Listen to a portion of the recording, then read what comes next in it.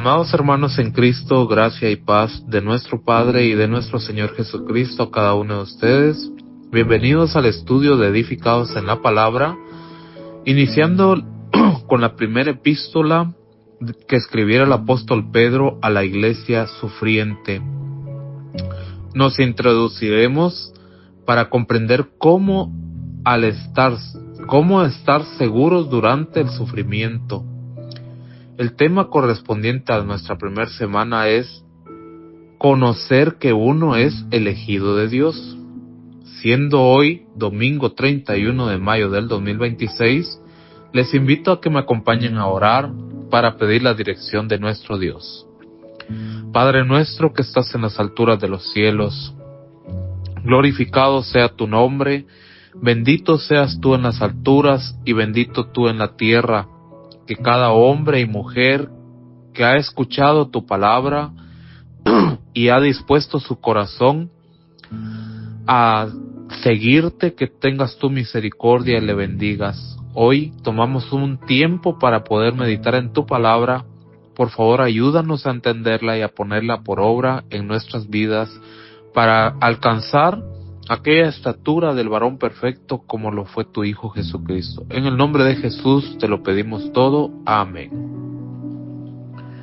Muy bien, hermanos, les invito a que si tienen sus sagradas escrituras o papel y lápiz a la mano puedan ir tomando nota de lo que hoy estudiaremos, que se encuentra en la primera carta o la primera epístola que escribe el apóstol Pedro, capítulo 1, versículos 1 y 2. Leemos así: Pedro, apóstol de Jesucristo, a los expatriados esparcidos por todo el Ponto, Galacia, Capadocia, Asia y Bitinia, elegidos según la presencia de Dios Padre en santificación del Espíritu, para obedecer y ser rociados con la sangre de Jesucristo. Gracia y paz os sean multiplicadas. Pedro escribe a las personas que están sufriendo, ridiculizadas, perseguidas por estar viviendo para Cristo. La persecución en el Imperio Romano había sido brutal, por lo cual debieron abandonar todo, llevando consigo únicamente a sus familias. Al escuchar esto, rápidamente podemos pensar si en algún momento nosotros hemos atravesado o vivido una situación similar, especialmente en algunos países como El Salvador o Guatemala, que han atravesado guerras internas, conflictos de guerra, o otros países que hoy por hoy se encuentran en esa circunstancia. Han de comprender la decisión que cada persona ha de tomar cuando se encuentra en riesgo su vida. Y esto es lo que estaba ocurriendo en el tiempo que escribe el apóstol Pablo esta epístola a los hermanos en la fe, a los primeros creyentes en Jesucristo que tuvieron que abandonar Jerusalén y irse a aquellas ciudades huyendo por causa de la violencia que estaba ocurriendo en aquel tiempo. Como una breve introducción al estudio de la epístola de Pedro, me gustaría que podamos tomar nota de quién es Pedro según el relato bíblico. Nos dice en la primera carta de Juan, capítulo 1, versículo 42, que su nombre era Simón, y Jesús, mirándole, le dijo: tú eres Simón, hijo de Jonás, y serás llamado Cefas, que quiere decir piedra, o Pedro, que nosotros conocemos comúnmente como Pedro. El escritor de esta epístola, Jesucristo, le cambió el nombre, según lo que vemos en este relato. Era originario de Betsaida, hermano de Andrés, nos dice el mismo capítulo, versículo 44, Felipe era de Betsaida, la ciudad de Andrés y de Pedro. Su profesión era ser pescador, pero aún en medio de esa profesión como pescador, Jesús le hace un llamado especial a Pedro. Nos narra Marcos capítulo 1, versículos 16 al 18. Caminando junto al mar de Galilea, Jesús vio a Simón y Andrés, su hermano, que echaban las redes en el mar, porque eran pescadores.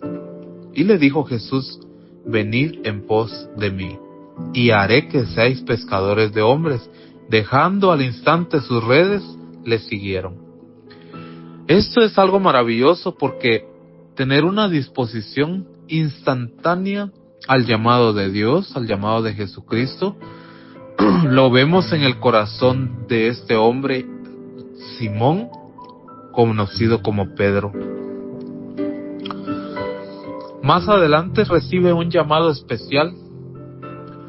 En Lucas capítulo 6, versículos 13 y 14, nos narra que ellos, en el caso de Andrés y Pedro, fueron llamados a ser apóstoles de Jesucristo. Después de haber recibido el llamado para ser seguidor de Cristo o sus discípulos, también tuvieron la oportunidad de ser llamados para llevar a cabo esa labor como apóstoles. Después, más adelante en Juan capítulo 21, versículo 3, en este momento Pedro vuelve a recibir otro llamado. Voy a darle lectura a algunos versículos y me gustaría que prestemos mucha atención a esta narración, porque nos muestra algo que comúnmente ocurre también en nosotros como seres humanos. Jesucristo, el Hijo de Dios, estuvo en la tierra y su ministerio duró durante un tiempo de 3 años y medio, en el cual Pedro participó activamente, quiere decir, juntamente con Jesucristo en su ministerio, viendo muchos milagros, y aún también Pedro participando en hacer algunos milagros. Pero aquí quiero que veamos qué es lo que ocurre después de la muerte y la resurrección de Cristo con Pedro. Juan capítulo 21, versículo 3 nos narra que Pedro se fue a pescar juntamente con sus amigos. Y ellos le dijeron: nosotros también vamos contigo. Y fueron, y luego entraron en una barca, y aquella noche no pescaron nada. Al versículo 11 nos dice del capítulo 21 de Juan: Simón Pedro subió y trajo la red a tierra llena de grandes peces, 153, siendo tantos la red no se rompió. Porque Jesucristo subió a la barca con Pedro y hizo un milagro al Señor,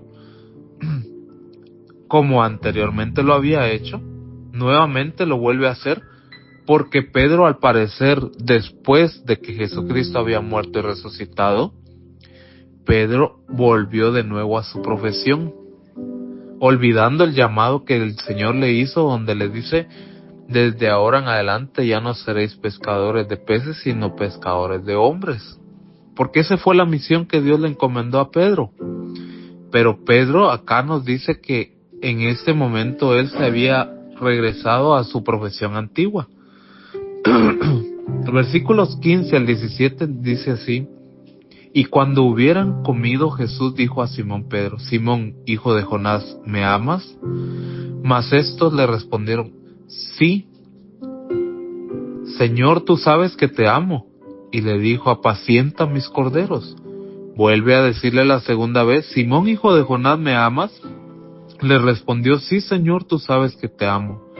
Le dijo: apacienta mis ovejas. Le dijo la tercera vez: Simón, hijo de Jonás, ¿me amas? Pedro, entristecido de que le dijese la tercera vez: ¿me amas?, le dijo: Señor, tú sabes todas las cosas, tú sabes que te amo. Jesús le dijo: apacienta mis ovejas. Es porque el llamado de Jesucristo a Pedro no era para que continuara realizando su labor como pescador, que era su profesión, sino que el llamado de Jesucristo a Pedro fue principalmente a atender las necesidades de los hermanos en la fe. Y aquí hay algo fuerte que Jesús le dice a Pedro, para que reaccionara y dejara de hacer en lo que estaba cayendo Pedro, y pusiera atención al llamado de Jesús. Versículos 20 y 22.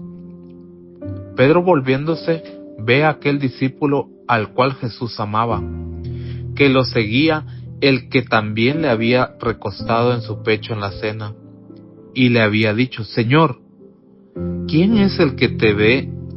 ¿Quién es el que te va a traicionar? Cuando Pedro lo vio, dijo a Jesús: Señor, ¿y este qué? Pedro se puso algo celoso al ver que aquel discípulo al que Jesús amaba seguía a Jesucristo y estaba a la par de él. Entonces Jesús le dijo: si quiero que él quede hasta que yo venga, ¿qué a ti? Por último dice: tú sígueme. El Señor le decía a Pedro: no me cuestiones por mis decisiones, sino antes, tú sígueme y cumple tu misión. Esta carta esta epístola que escribe el apóstol Pedro, la escribe 30 años después de lo que ocurrió en este lugar, cuando Jesús le dice a Pedro que lo siguiera, que apacentara su iglesia, que cuidara del rebaño. Esta epístola fue escrita por el apóstol Pedro aproximadamente 30 años después de lo que ocurrió aquí. Pero aquí ya vemos a otro Pedro, a otro hombre, a un hombre transformado, dispuesto a seguir al Señor, a cuidar de la grey, de la iglesia, de los fieles seguidores de Jesucristo que estaban sufriendo en ese tiempo. Como volvemos a darle lectura a nuestro estudio, Pedro, el apóstol de Jesucristo, le escribe a los expatriados, a los que fueron esparcidos por todo el Ponto, Galacia, Capadocia, Asia y Bitinia. Cuando hablamos de esparcidos, rápidamente, hermanos, tenemos que comprender que es un sufrimiento que está atravesando el creyente por creer en Jesucristo. No es por las malas decisiones que nosotros los seres humanos comúnmente tomamos y que venimos a sufrir. No consiste en eso. Por ejemplo, si yo como persona soy irresponsable, descuido mi alimentación, consumo demasiado azúcar o harinas que son muy procesadas y vienen a dañar mi sistema en el interior de mi ser, de mi persona, causándome el desarrollo de la diabetes, y a causa de eso empiezo a sufrir las inclemencias de la salud. No es ese sufrimiento al que se refiere Jesucristo, de lo que estaban viviendo estos hermanos en el tiempo que el apóstol Pedro escribe esta carta, sino ellos fueron principalmente expulsados de su tierra por creer en Jesucristo, por profesar la fe en Jesucristo. El Señor Jesucristo ya les había anunciado lo que estaba por acontecer en Jerusalén. Él les dice: se levantará nación contra nación, reino contra reino, habrán grandes terremotos en varios lugares, hambres, a pestilencias, habrá terror y grandes señales del cielo. Pero antes de todas estas cosas, os echarán mano, os perseguirán, Os entregarán a las sinagogas, a las cárceles. Os traerán ante reyes y gobernadores por causa de mi nombre. Y aquí quiero hacer mucho énfasis que aquella persona, aquel hombre, aquella mujer, aquel joven que toma la decisión valiente de seguir a Jesucristo y convertirse en su discípulo,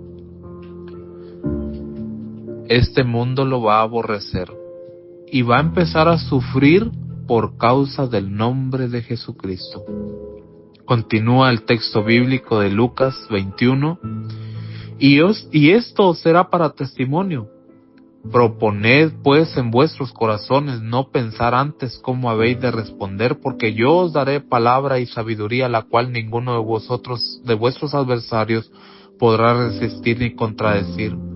Y seréis entregados aún por vuestros padres, hermanos, parientes, amigos, y maltratarán a algunos de vosotros. Seréis aborrecidos de todos por causa de mi nombre, pero ni un cabello de vuestra cabeza perecerán. Entre vuestra paciencia poseed vuestras almas. Definitivamente nuestros hermanos que fueron causa de esta experiencia atravesaron mucho sufrimiento, como lo vemos acá en Hechos 8, versículos 1 al 3, cuando Pablo, al que conocemos como Pablo, que anteriormente era llamado Saulo, consentía en su muerte, en la muerte de Esteban. Después de que mataron a Esteban, Saulo dice que fue hecha una gran persecución contra la iglesia que estaba en Jerusalén, y todos fueron esparcidos por toda la tierra de Judea, de Samaria, salvo los apóstoles. Unos varones piadosos llevaron a enterrar a Esteban e hicieron gran lamento por él, y Saulo asolaba la iglesia entrando de casa en casa, arrastrando a hombres y a mujeres, los entregaba en la cárcel. Pero los que fueron esparcidos iban por todas partes predicando la palabra, según Hechos 8:4.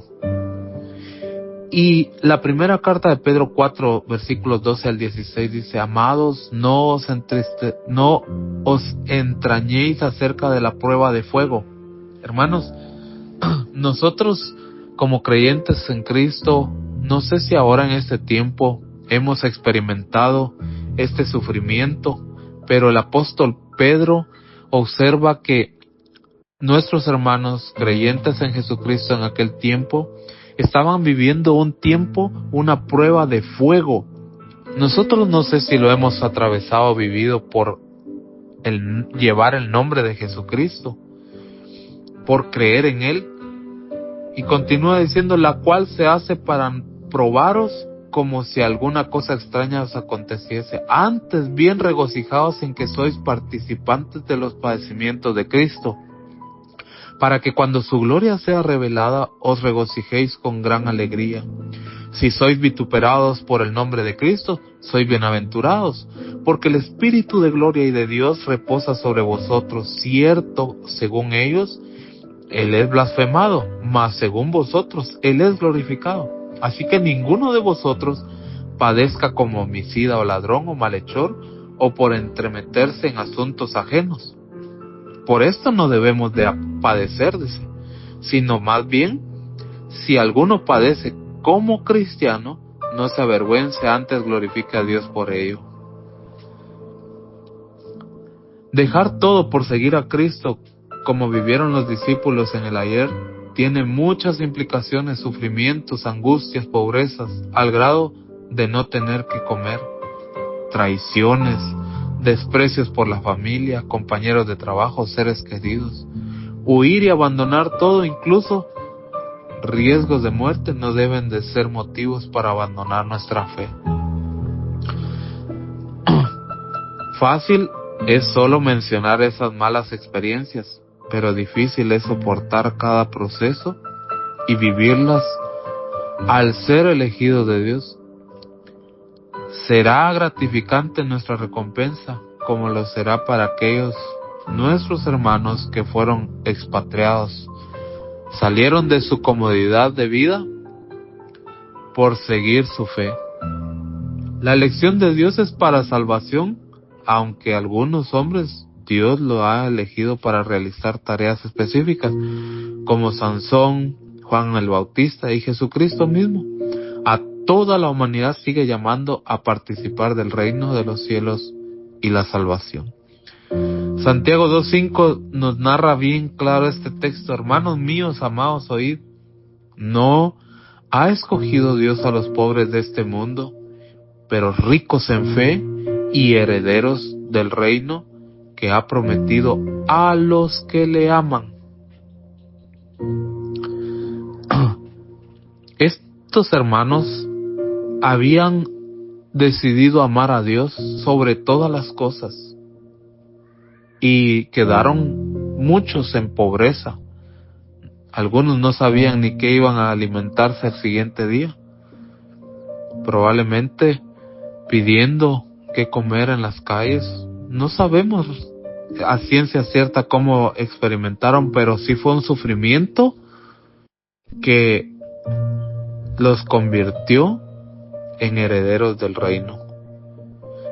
Romanos 9:23 al 26 nos dice: para hacer notoria la riqueza de su gloria, para con los vasos de misericordia, que Él preparó de antemano para gloria, a los cuales también ha llamado, aún a nosotros, no solo los judíos, sino también de los gentiles. Como también en Oseas dice: llamaré pueblo mío al que no era mi pueblo, y a la no amada, amada. Y acontecerá que en aquel lugar donde les fue dicho: vosotros no sois mi pueblo, ahí será llamados hijos del Dios viviente. Hermanos, qué hermoso es Dios, que no hace acepción de personas al elegir a la humanidad para llevar su testimonio, para dar fe de que Dios existe y que sigue llamando al ser humano, a los hombres y a las mujeres, al arrepentimiento, a la vida eterna, a la salvación. Qué hermoso lo que nos dice Apocalipsis 17:14,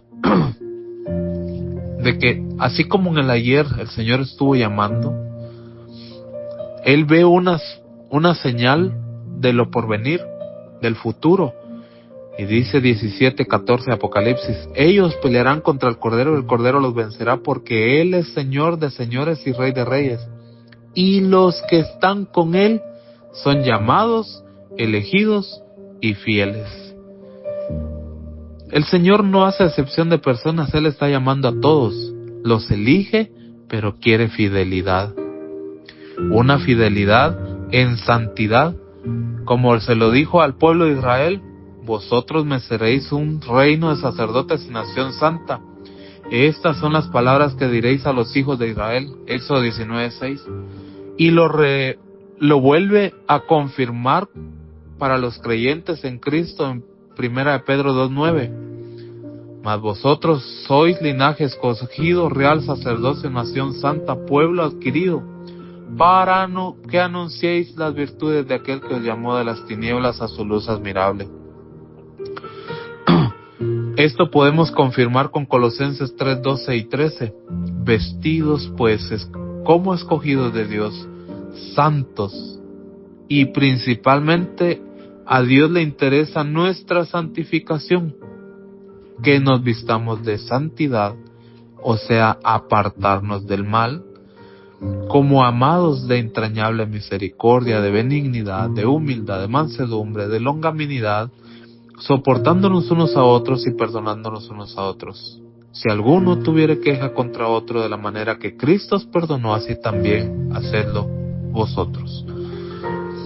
¿Por qué, hermanos, es importante todo esto? Que el apóstol Pedro observa que esto se estaba cumpliendo en nuestros hermanos del primer siglo.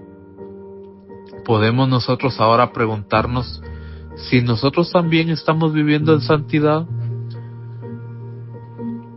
La respuesta nos la dice Romanos 16:19. Porque la noticia de vuestra obediencia se ha extendido a todos,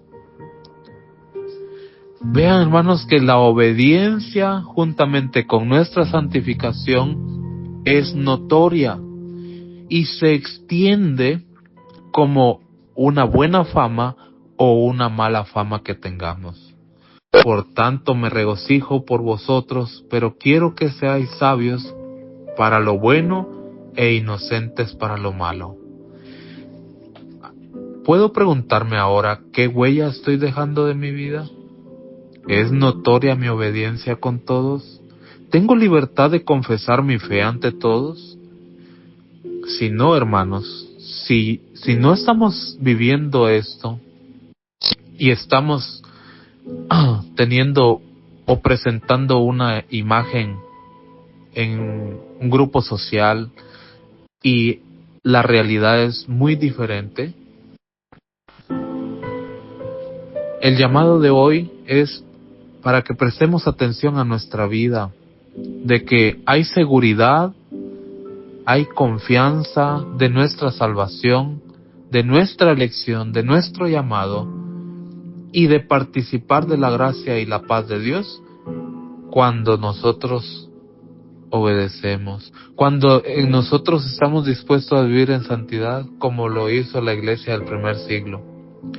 Porque hoy por hoy no estamos siendo perseguidos probablemente como lo vivieron nuestros hermanos. Tenemos un poco más de comodidad y que eso no sea causa de venir a negar nuestra fe. Recordemos entonces lo que escribió el apóstol Pedro a nuestros hermanos expatriados por todo el Ponto, Galacia, Capadocia, Asia y Bitinia, que son elegidos según la presencia de Dios Padre en santificación del Espíritu, para obedecer y ser rociados con la sangre de Jesucristo. Gracia y paz os sean multiplicadas.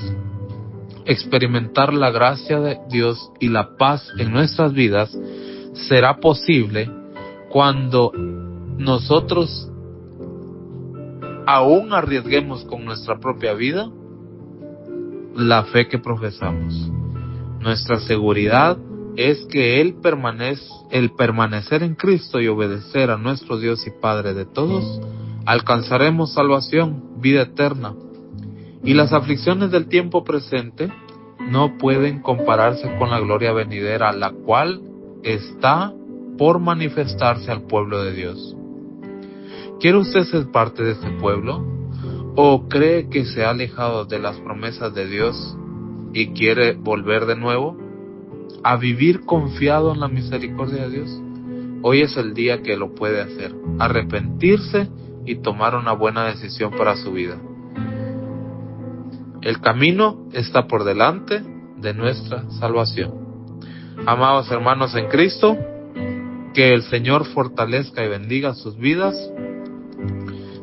y sigamos confiando en el Señor aún en medio de las dificultades. Conocer que somos elegidos de Dios. La gracia y la paz de Dios mora en sus corazones. Hasta la próxima, mis amados hermanos. Un fuerte abrazo en Cristo. Su hermano en Cristo les saluda, Elman Schumann. Paz, hermanos.